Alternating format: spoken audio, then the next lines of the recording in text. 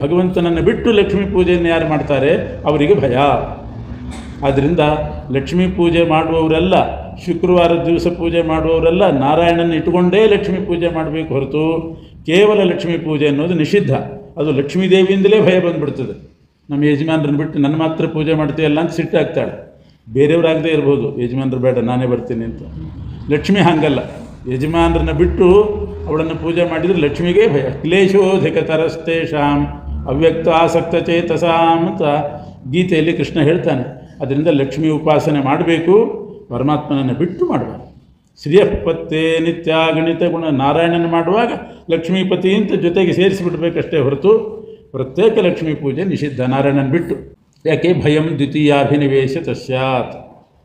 ಇನ್ನೊಂದರ್ಥ, ಎಲ್ಲರೂ ಒಪ್ಪಿರೋದು ಶಾಸ್ತ್ರಸಿದ್ಧವಾದದ್ದು ಗುಣಪೂರ್ಣನಾದಂಥ ಬ್ರಹ್ಮ. ಇನ್ನೊಂದು ಬ್ರಹ್ಮ ಇದ್ದಾನೆ ಕೆಲವರ ಪ್ರಕಾರ, ಸಗುಣ ಬ್ರಹ್ಮ, ನಿರ್ಗುಣ ಬ್ರಹ್ಮ ಅಂತ ಒಂದು ಮಾಡಿಟ್ಟಿದ್ದಾರೆ. ಸಗುಣ ಬ್ರಹ್ಮನನ್ನು ಮಂದರು ಉಪಾಸನೆ ಮಾಡಬೇಕಂತೆ, ಅವರಿಗೆ ನಿರ್ಗುಣ ಬ್ರಹ್ಮನ ಉಪಾಸನೆ ಮಾಡಲಿಕ್ಕೆ ಬರೋದಿಲ್ಲ. ಆದ್ದರಿಂದ ಮೊದಲು ಮಂದಾಧಿಕಾರಿಗಳು ಸಗುಣ ಬ್ರಹ್ಮನ ಉಪಾಸನೆ ಮಾಡಬೇಕು. ಸ್ವಲ್ಪ ಬುದ್ಧಿಗೆ ಟ್ರೈನ್ ಆದಮೇಲೆ ಮುಂದೆ ನಿರ್ಗುಣ ಬ್ರಹ್ಮನ ಉಪಾಸನೆ ಮಾಡಬೇಕು, ಆವಾಗ ಮೋಕ್ಷ ಅಂತ ಹೀಗೆ ಹೇಳೋ ಮತ ಇದೆ. ಈ ನಿರ್ಗುಣ ಬ್ರಹ್ಮ ಅಂತ ಎರಡನೇದು ಕಲ್ಪನೆ ಮಾಡಿದ್ರಲ್ಲ, ಭಯಂ ದ್ವಿತೀಯಾಭಿನಿವೇಶ ತಸ್ಯಾತ್, ಅದರಿಂದಲೇ ಭಯ. ನಿರ್ಗುಣ ಬ್ರಹ್ಮನನ್ನು ಉಪಾಸನೆ ಮಾಡ್ತಾ ಹೋದರೆ ಇರೋ ಗುಣಗಳು ಹೋಗಿ ಮಾಡಿದವನೇ ನಿರ್ಗುಣ ಆಗಿಬಿಡ್ತಾನೆ ಆಮೇಲೆ. ಅದಕ್ಕಿಂತ ಸಗುಣ ಬ್ರಹ್ಮನನ್ನು ಉಪಾಸನೆ ಮಾಡಿದರೆ ಈ ಉಪಾಸನೆ ಮಾಡಿದಂಥ ಉಪಾಸಕ ಸ್ವಲ್ಪ ಮಟ್ಟಿಗಾದರೂ ಸಗುಣ ಆಗ್ತಾನೆ. ಯಾಕೆಂದರೆ ಯಾರು ಯಾವುದನ್ನು ಉಪಾಸನೆ ಮಾಡ್ತಾರೋ ಅದೇ ರೀತಿ ಆಗ್ತಾರೆ ಅಂತ ಉಂಟು. ಪರಮಾತ್ಮ ನಿರ್ಗುಣ ನಿರ್ಗುಣ ನಿರ್ಗುಣ ನಿರಾಕಾರ ಅಂತ ಉಪಾಸನೆ ಮಾಡ್ತಾ ಹೋದರೆ ಇದ್ದ ಆಕಾರನೂ ಹೋಗಿ ಗುಣಗಳು ಹೋಗಿ ಇವನು ಶೂನ್ಯ ಆಗಿಬಿಡ್ತಾನೆ. ಅದರಿಂದ ಸಗುಣ ಸಾಕಾರ ಸಗುಣ ಸಾಕಾರ ಅಂತಲೇ ಉಪಾಸನೆ ಮಾಡಬೇಕು. ಅದರಿಂದ ಭಯಂ ದ್ವಿತೀಯಾಭಿನಿವೇಶ ತಸ್ಯಾತ್, ನಿರ್ಗುಣ ಬ್ರಹ್ಮ ಉಪಾಸನೆ ಮಾಡಿದರೆ ಅದರಿಂದ ಭಯ. ಇನ್ನು 4 ವರ್ಣಗಳಿದೆ: ಬ್ರಾಹ್ಮಣ, ಕ್ಷತ್ರಿಯ, ವೈಶ್ಯ, ಶೂದ್ರ. ಸಾಧಾರಣವಾಗಿ ಮನುಷ್ಯನಿಗೆ ಅಭಿನಿವೇಶ ಬರೋದು ಕ್ಷತ್ರಿಯ ಆಶ್ರಮದ ವರ್ಣದಲ್ಲಿ. ಯಾಕೆಂದರೆ ಒಳ್ಳೆ ವೈಭವ ಇರ್ತದೆ, ಅರಮನೆ, ರಥ, ಬೇಕಾದಷ್ಟು ಆಳುಗಳು, ಇವೆಲ್ಲ ವೈಭವ ಇರ್ತದೆ. ಆದ್ದರಿಂದ ಕ್ಷತ್ರಿಯ ಜನ್ಮ ಬೇಕು ಅಂತ ಅಪೇಕ್ಷೆ ಪಡುವವರು ಜಾಸ್ತಿ. ಭಾಗವತದಲ್ಲೇ ಧ್ರುವರಾಜರ ಕಥೆ ಬರ್ತದೆ. ಧ್ರುವರಾಜರು ಪೂರ್ವದಲ್ಲಿ ಬ್ರಾಹ್ಮಣ ವರ್ಣದವರು, ನನಗೆ ಕ್ಷತ್ರಿಯ ವರ್ಣದಲ್ಲಿ ಜನ್ಮ ಬರಬೇಕು ಅಂತ ಆಸೆಪಟ್ಟರು. ಒಬ್ಬ ರಾಜಕುಮಾರನನ್ನು ನೋಡಿ ಭಗವಂತ ಅಲ್ಲಿಗೆ ನಿಲ್ಲಿಸಿಬಿಟ್ಟ ಅವರ ಸಾಧನೆ. ಕ್ಷತ್ರಿಯ ವರ್ಣದಲ್ಲಿ ಹುಟ್ಟಿಸಿದ ಅದೇ ಧ್ರುವ ಜನ್ಮ. ಅಲ್ಲಿ ಎಷ್ಟು ಭಯ. ಅವರು ತಂದೆಗೆ 2 ಹೆಂಡಂದರು, ಆ ಮಲತಾಯಿ ಕಾಟ, ಇವೆಲ್ಲ ಶುರುವಾಯಿತು. ಕೊನೆಗೆ ಬೇಡ ಇದು ಅಂತ ಕಾಡಿಗೆ ಬಂದ, ಬ್ರಾಹ್ಮಣ ಧರ್ಮಕ್ಕೆ ಬಂದ್ಬಿಟ್ಟು. ಹಾಗಾದರೆ ಏನಾಯಿತು? ಭಯಂ ದ್ವಿತೀಯಾಭಿನಿವೇಶ ತಸ್ಯಾತ್. ಕ್ಷತ್ರಿಯ ವರ್ಣ ಅಂತನ್ನೋದು ಅದು ಬಹಳ ಭಯಜನಕ. ಇನ್ನು 4 ಆಶ್ರಮಗಳಿದೆ. 4 ವರ್ಣ ಇದ್ದ ಹಾಗೆ 4 ಆಶ್ರಮ. ಮೊದಲನೇದ್ದು ಬ್ರಹ್ಮಚರ್ಯಾಶ್ರಮ, ಎರಡನೇದ್ದು ಗೃಹಸ್ಥಾಶ್ರಮ, 3 ವಾನಪ್ರಸ್ಥ, 4ನೇದ್ದು ಯತ್ಯಾಶ್ರಮ ಸನ್ಯಾಸಾಶ್ರಮ ಅಂತ. ಇದರಲ್ಲಿಯೂ ಕೂಡ ಅನ್ವಯ ಮಾಡಿದರೆ ಭಯಂ ದ್ವಿತೀಯಾಭಿನಿವೇಶ ತಸ್ಯಾತ್. 2ನೇ ಆಶ್ರಮ ಅಂದರೆ ಗೃಹಸ್ಥಾಶ್ರಮ, ಅದರಲ್ಲಿ ಅಭಿನಿವೇಶ ಮಾಡಿದರೆ ಭಯ ಜಾಸ್ತಿ. ಬ್ರಹ್ಮಚಾರಿಯೋ ಅಥವಾ ಸನ್ಯಾಸಿಯಾಗಿಯೋ ಅಥವಾ ವಾನಪ್ರಸ್ಥ ಆರಾಮಾಗಿರ್ಬೋದು. ಸಂಸಾರ, ಹೆಂಡತಿ, ಮಕ್ಕಳು, ಗಂಡ, ಮನೆ ಇವೆಲ್ಲ ಜವಾಬ್ದಾರಿ ಬಿದ್ದಾಗ ಭಯಂ ದ್ವಿತೀಯಾಭಿನಿವೇಶ ತಸ್ಯಾತ್. ಗೃಹಸ್ಥಾಶ್ರಮದಲ್ಲಿ ಅತಿಯಾದ ಅಭಿನಿವೇಶ ಮಾಡಬೇಡ್ರಿ ಅಂತ ಅದು ಒಂದರ್ಥ ಹೇಳಿದ್ದಾರೆ. ಇನ್ನೊಂದರ್ಥ, 2 ವಿದ್ಯೆ ವೇದಿತವ್ಯೇ, 2 ವಿದ್ಯೆ ಅಧ್ಯಯನ ಮಾಡಬೇಕು. ಒಂದು ಪರವಿದ್ಯೆ, ಇನ್ನೊಂದು ಅಪರವಿದ್ಯೆ. ಅದರಲ್ಲಿ ಪರವಿದ್ಯಾ ಭಗವಂತನ ಸಾಕ್ಷಾತ್ಕಾರಕ್ಕೆ ಸಾಧನ ಆಗ್ತದೆ, ಭಗವಂತನ ಜ್ಞಾನ ತಂದುಕೊಡೋದು. ಅಪರವಿದ್ಯೆ ಅಂತಂದರೆ ಪಾಕಶಾಸ್ತ್ರ, ಇನ್ನು ಬೇರೆ ಲೌಕಿಕ ವಿದ್ಯೆಗಳು, ಇವೆಲ್ಲ ನಮ್ಮ ಜೀವನಕ್ಕೂ ಸಾಧನ ಆಗ್ತದೆ. 2 ಬೇಕು. 2 ವಿದ್ಯೆ ವೇದಿತವೆ, 2 ಬೇಕು. ಪರಾಚೈವ ಅಪರಾಚ. ಆದರೆ ಅಭಿನಿವೇಶ ಯಾವುದರಲ್ಲಿರಬೇಕು? ಪರವಿದ್ಯೆಯಲ್ಲಿ ಅಭಿನಿವೇಶ. ಭಯಂ ದ್ವಿತೀಯಾಭಿನಿವೇಶ ತಸ್ಯಾತ್. ಅಪರವಿದ್ಯೆಯಲ್ಲೇ ಅಭಿನಿವೇಶ ಮಾಡಿದರೆ ಬಹಳ ಬುದ್ಧಿವಂತರಾಗಿರ್ತಾರೆ. ಬೇಕಾದಷ್ಟು ಲೌಕಿಕ ವಿದ್ಯೆ ಓದಿ ಕೈ ತುಂಬ ಹಣ ಬರ್ತದೆ ಸಾಕು ಅಂತ ಅಲ್ಲಿಗೆ ನಿಲ್ಲಿಸಿ ಪರವಿದ್ಯೆಗೆ ಬರಬೇಕು. ಇನ್ನೂ ಅದೇ ವಿದ್ಯೆಯಲ್ಲೇ ಮುಳುಗಿರ್ತೀವಿ ಅಂತ ಹೊರಟ್ರೆ ಭಯಂ ದ್ವಿತೀಯಾಭಿನಿವೇಶ ತಸ್ಯಾತ್. ಒಂದು ಹಂತದವರೆಗೆ ನಮ್ಮ ಜೀವನಕ್ಕೋಸ್ಕರ ಬೇಕು ಅಪರವಿದ್ಯೆ, ಸಾಕು. ಆಮೇಲಾದರೂ ಈ ಕಡೆ ಬರಬೇಕು. ಒಳ್ಳೆ ಬುದ್ಧಿಶಕ್ತಿ ಇರ್ತದೆ, ಇಲ್ಲದಿದ್ದರೆ ಅಂಥ ವಿಜ್ಞಾನಿಗಳು ಇದೆಲ್ಲ ಆಗಲಿಕ್ಕೆ ಸಾಧ್ಯ ಇಲ್ಲ. ಅದಾದಮೇಲೆ ಆ ಬುದ್ಧಿಯನ್ನು ಶಾಸ್ತ್ರದಲ್ಲಿ ಹಾಕಿಬಿಟ್ರೆ ಅದ್ಭುತವಾದಂಥ ಪಾಂಡಿತ್ಯ ಗಳಿಸ್ತಾರೆ. ಅಷ್ಟು ಬುದ್ಧಿವಂತರಿದ್ದಾರೆ. ಅದಕ್ಕೆ ದ್ವಿತೀಯ ಅಭಿನಿವೇಶ ಹೆಚ್ಚು ಮಾಡಬೇಡ್ರಿ. ಅಭಿನಿವೇಶ ಅಂದರೆ ಹೆಚ್ಚು ಆಗ್ರಹ, ಅದರಲ್ಲಿ ಬೇಡ, ಪರವಿದ್ಯೆಯಲ್ಲಿ ಮಾಡಿರಿ. 4 ಪುರುಷಾರ್ಥಗಳಿದೆ. ಧರ್ಮ, ಅರ್ಥ, ಕಾಮ, ಮೋಕ್ಷ. ಇದರಲ್ಲಿ ಎರಡನೇದು ಯಾವುದು? ಅರ್ಥ, ಹಣ. ಭಯಂ ದ್ವಿತೀಯಾಭಿನಿವೇಶ ತಸ್ಯಾತ್. ಹಣವೇ ಮುಖ್ಯ ಗುರಿಯಾಗಿರಬಾರ್ದು, ಅದರಲ್ಲಿ ಅಭಿನಿವೇಶ ಮಾಡಬೇಡ್ರಿ, ಅದು ಭಯಕ್ಕೆ ಕಾರಣ. ಆ ಕಡೆಯಿಂದ ಓದ್ತಾ ಬಂದರೆ ಧರ್ಮ, ಅರ್ಥ, ಕಾಮ, ಮೋಕ್ಷ. ಮೋಕ್ಷದ ಕಡೆಯಿಂದ ಬಂದರೆ ಎರಡನೇದು ಯಾವುದಾಗ್ತದೆ ಅಂದರೆ ಕಾಮ ಆಗ್ತದೆ. ಆದ್ದರಿಂದ ಕಾಮ ಅಂದರೆ ಭೋಗ ಸಾಮಗ್ರಿ, ಭೋಗ ಜೀವನ. ಭಯಂ ದ್ವಿತೀಯಾಭಿನಿವೇಶ ತಸ್ಯಾತ್, ಅದರಲ್ಲಿಯೂ ಭಯವೇ. ಹಾಗಾಗಿ ಅಂತೇಷು ರೇಮಿರೇ ಧೀರಾಹ ನತೆ ಮಧ್ಯೇಶು ರೇಮಿರೇ. ಜ್ಞಾನಿಗಳು, ವಿವೇಕಿಗಳು ಮೊದಲನೇದ್ದು ಕೊನೆಯದ್ದು 4 ಪುರುಷಾರ್ಥಗಳಲ್ಲಿ ಮೊದಲನೇದ್ದು ಕೊನೆಯದ್ದನ್ನು ಹಿಡ್ಕೊಂಡಿದ್ದರಂತೆ, ಮಧ್ಯದ್ದು ಹಿಡ್ಕೊಂಡಿದ್ದೆ. ಮೊದಲನೇದ್ದು ಅಂದರೆ ಧರ್ಮ, ಕೊನೆಯದ್ದು ಅಂದರೆ ಮೋಕ್ಷ. ನತೆ ಮಧ್ಯೇಶು ರೇಮಿರೇ. ಮಧ್ಯದ ಪುರುಷಾರ್ಥಗಳು ಅಂದರೆ ಅರ್ಥಕಾಮಗಳು. ಅರ್ಥಕಾಮಗಳನ್ನು ಹೆಚ್ಚು ಅವಲಂಬಿಸಲಿಲ್ಲ ಅವರು. ಬೇಕು, ಅರ್ಥ ಬೇಕು. ಯಾವುದಕ್ಕೋಸ್ಕರ? ಧನಂ ಹಿ ಧರ್ಮೈಕ ಫಲಂ. ಧರ್ಮಕ್ಕೋಸ್ಕರ ಬೇಕು. ಭೋಗ ಸಾಮಗ್ರಿ ಬೇಕು. ಯಾವುದಕ್ಕೋಸ್ಕರ? ಧರ್ಮ ಸಾಧನೆ ಮಾಡಿ ಮೋಕ್ಷ ಸಾಧನೆ ಮಾಡಲಿಕ್ಕೆ ಬೇಕು. ನೀರಿಲ್ಲದೆ ಇದ್ದರೆ ಸಾಧನೆ ಏನು ಮಾಡ್ತಾನೆ? ಅಗ್ನಿ ಬೆಂಕಿ ಇಲ್ಲದೆ ಇದ್ದರೆ ಅಡಿಗೆ ಏನು ಮಾಡ್ತಾನೆ? ಊಟ ಏನು ಮಾಡ್ತಾನೆ? ತಿನ್ನಲಿಕ್ಕೆ ಹೊಟ್ಟೆಗಿಲ್ಲ, ಉಡ್ಲಿಕ್ಕೆ ಬಟ್ಟೆ ಇಲ್ಲ. ಇಂಥವ್ರಿಗೆ ನೀವು ಯೋಗ ಸಮಾಧಿ ಮಾಡಿರಿ ಅಂದ್ರೆ ಏನು ಮಾಡಿ? ಮೊದಲು ಹೊಟ್ಟೆಗೆ ಹಾಕಿರಿ ಅಂತಾರೆ. ಹೊಟ್ಟೆಗೆ ಹಾಕಿರಿ, ಆಮೇಲೆ ಪ್ರದಕ್ಷಿಣೆ ನಮಸ್ಕಾರ. ಕೈಯಲ್ಲಿ ಶಕ್ತಿ ಇಲ್ಲ, ಕಾಲಲ್ಲಿ ಶಕ್ತಿ ಇಲ್ಲ, ಹೊಟ್ಟೆಯಲ್ಲಿ ಆಹಾರ ಇಲ್ಲ, ಕಣ್ಕತ್ತಲೆ ಬರ್ತದೆ, ನೀವು ಸಾಧನೆ ಮಾಡಿರಿ ಅಂದರೆ ಏನು ಮಾಡಲಿಕ್ಕೆ ಸಾಧ್ಯ? ಆದ್ದರಿಂದಲೇ ರಾಘವೇಂದ್ರ ಸ್ವಾಮಿಗಳು ಸಾಧನೆಗೆ ಉಪಯೋಗ ಆಗಲಿ ಅಂತ ಲೌಕಿಕ ಫಲ ಕೊಡ್ತಾ ಇದ್ದಾರೆ. ಇದೇ ಪರಮ ಗುರಿ ಅಂತ ಕೊಟ್ಟದ್ದಲ್ಲ ಅವರು. ಧರ್ಮ ಅಥವಾ ಮೋಕ್ಷ ಅದು ಸುಖ. ಅರ್ಥಕಾಮಗಳು ಬರೀ ಸಾಧನ ಅಷ್ಟೇ. ಧರ್ಮಕ್ಕೆ ಮೋಕ್ಷಕ್ಕೆ ಸಾಧನ. ಮುಖ್ಯವಾಗಿ ಇರೋದು ಧರ್ಮ ಮತ್ತು ಮೋಕ್ಷ. ಹೀಗೆ ಭಯಂ ದ್ವಿತೀಯಾಭಿನಿವೇಶ ತಸ್ಯಾತ್. ಅರ್ಥದಲ್ಲಿ ಅಥವಾ ಕಾಮದಲ್ಲಿ ಅಭಿನಿವೇಶ ಮಾಡಿದರೆ ಭಯ ಮನುಷ್ಯನಿಗೆ. ಜ್ಞಾನ, ಭಕ್ತಿ, ವೈರಾಗ್ಯ ಅಂತ 3 ಮೋಕ್ಷ ಸಾಧನೆ ಹೇಳೋದುಂಟು. ಎಲ್ಲರೂ ಅಭಿನಿವೇಶ ಮಾಡೋದು ಎರಡನೇದ್ರಲ್ಲಿ. ಭಕ್ತಿ ಇದ್ದರೂ ಸಾಕು ನಮಗೆ, ಜ್ಞಾನ ತೊಗೊಂಡೇನು ಮಾಡಬೇಕು? ಭಕ್ತಿ ಸಾಕು. ವೈರಾಗ್ಯ ಯಾತಕ್ಕೆ ಬೇಕು? ಭಕ್ತಿ ಬೇಕಲ್ಲ ಮುಖ್ಯ. ಭಕ್ತಿ ಇದ್ದರೆ ಸಾಕು. ಇದು ಈ ರೀತಿ ಆಗ್ರಹ ಮಾಡಬೇಡ್ರಿ ಅಂತಾರೆ. ಜ್ಞಾನ ಇಲ್ಲದೆ ಬಂದ ಭಕ್ತಿ ಅದು ಭಕ್ತಿ ಆಗೋದಿಲ್ಲ. ವೈರಾಗ್ಯ ಇಲ್ಲದೆ ಬಂದ ಭಕ್ತಿ ದೃಢವಾಗಿ ನಿಲ್ಲೋದಿಲ್ಲ. ಆದ್ದರಿಂದ ಭಯಂ ದ್ವಿತಿ, ಬರೇ ಭಕ್ತಿ ಸಾಕು ಅಂತ ಅದರಲ್ಲಿ ಅಭಿನಿವೇಶ ಮಾಡಬೇಡಿ. ಈ ರೀತಿ ಅನೇಕ ಅರ್ಥಗಳಿದೆ. ಅದಕ್ಕೆ 2 ಕರ್ಮಗಳಿದೆ, ನಿಷ್ಕಾಮ ಕರ್ಮ, ಸಕಾಮ ಕರ್ಮ. ಗೀತೆ ಹೇಳ್ತಕ್ಕಂಥದ್ದು ನಿಷ್ಕಾಮ ಕರ್ಮದಲ್ಲಿ ಅಭಿನಿವೇಶ ಮಾಡಬೇಕು. ಎರಡನೇದ್ದು ಸಕಾಮ ಕರ್ಮ ಏನಿದೆ, ಭಯಂ ದ್ವಿತೀಯಾಭಿನಿವೇಶ ತಸ್ಯಾತ್. ಕಾಮ್ಯಕರ್ಮ ಮಾಡಿದರೆ ಅದರಿಂದ ಭಯ. ಯಾಕೆ? ಕಾಮ್ಯಕರ್ಮ ಮಾಡುವಾಗ ಸ್ವಲ್ಪ ಹೆಚ್ಚು ಕಡಿಮೆ ಆದರೆ ದೇವತೆಗಳು ಅದರಿಂದ ಅನರ್ಥನೇ ಮಾಡ್ತಾರೆ.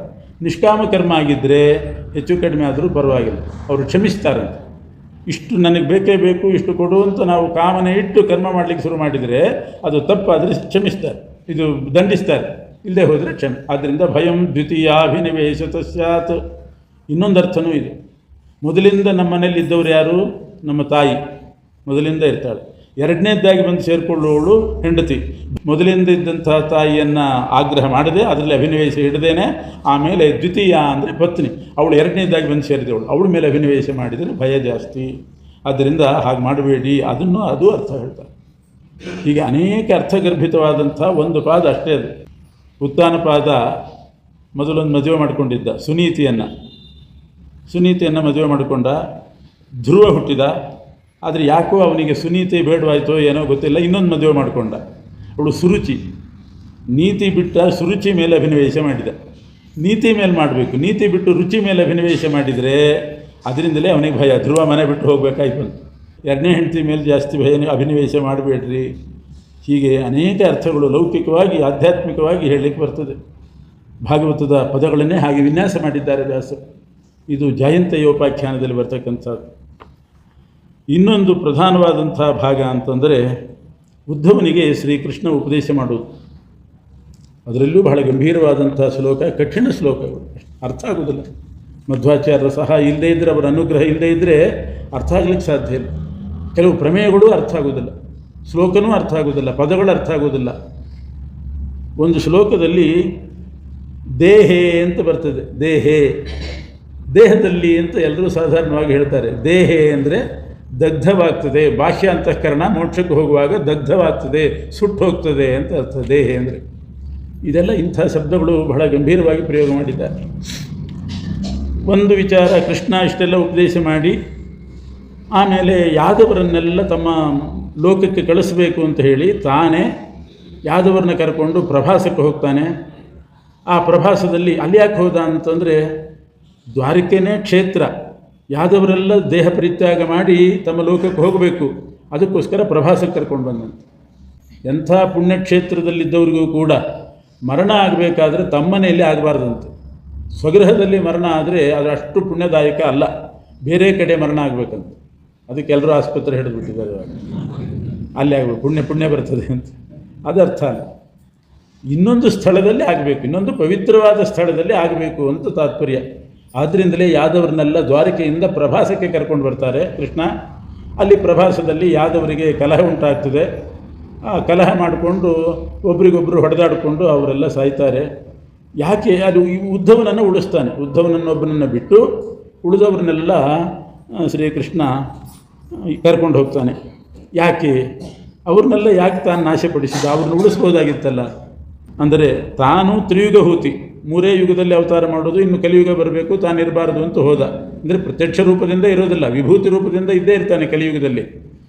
ಆಚಾರ್ಯರು ಹೇಳ್ತಾರೆ, ಸತಾಮಪಿ ಕಲವು ಪ್ರಾಪ್ತೆ ವಿಕಾರೋ ಮನಸೋ ಭವೇತ್. ಯಾದವರೆಲ್ಲ ಸಜ್ಜನರು, ಆದರೆ ಕಲಿಯುಗ ಬಂದಾಗ ಎಂಥ ಸಜ್ಜನರು ಮನಸ್ಸು ಕೂಡ ಕೆಡ್ತದೆ, ಕೆಡುವ ಸಂಭವ ಉಂಟು.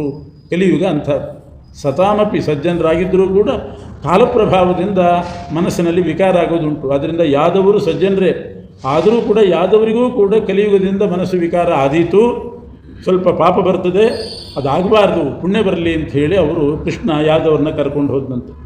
ಕಾಲನಿಮಿತ್ತಕವಾಗಿ ಅವರಿಗೆ ಪಾಪ ಅಂಟೋದು ಬೇಡ ಅಂತ ಕರ್ಕೊಂಡು ಹೋದ. ಮತ್ತು ಲೋಕ ರಕ್ಷಣೆ ಆಗಬೇಕಲ್ಲ ಅಂದರೆ ಮತ್ತೆ ಪರೀಕ್ಷಿತ ರಾಜ ಮೊದಲಾದವ್ರನ್ನ ಪುನಃ ಹುಟ್ಟಿಸಿ ಅವರಲ್ಲಿ ತಾನಿದ್ದು ಮತ್ತೆ ತಾನೇ ಸಂರಕ್ಷಣೆ ಮಾಡಿದ ವಿಭೂತಿ ರೂಪದಿಂದ ಅಂತಂದರೆ ಅದೇ ಅರ್ಥ. ಪರೀಕ್ಷಿತ ರಾಜ ಮೊದಲಾದವರಲ್ಲಿ ತಾನಿದ್ದು ಕಲಿ ಆವೇಶ ಆಗದೇ ಇದ್ದ ಹಾಗೆ ಮಾಡಿದ. ಆದರೂ ಪರೀಕ್ಷಿತ ರಾಜನ ಕಾಲದಲ್ಲಿ ಕಲಿ ಬಂದ, ಯುಗ ನಡಿಬೇಕು ಅಂತ.